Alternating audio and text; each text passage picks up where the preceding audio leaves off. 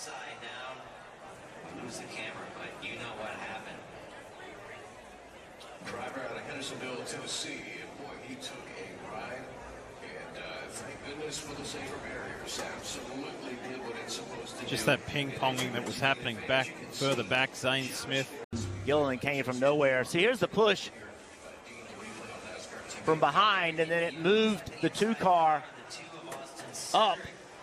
And again, pushing gone wrong. What a violent hit. See, right there, there's the push. They all stacked up, the 8, the 20.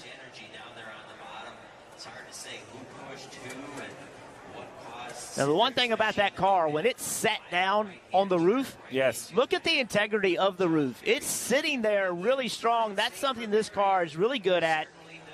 The older car, that roof would collapse. This car is much stronger. This is two weeks in a row, Steve, with cars in the air. Yeah, a change was made. Obviously, more work to be done. And contact. The 2 is getting pushed, and as soon as that car was pushing him, got turned around and went. This is what scared me, because Josh is hanging on his belts.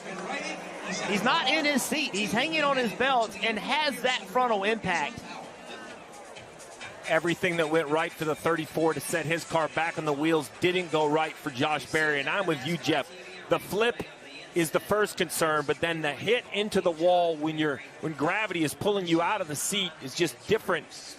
Multi-point harness is trying to hold your hips and your lower body tight into that seat. But as you run all day, the heat, the sweat, everything kind of loosens up a little bit. You have to keep tugging on those belts. It was so great for Josh to get out.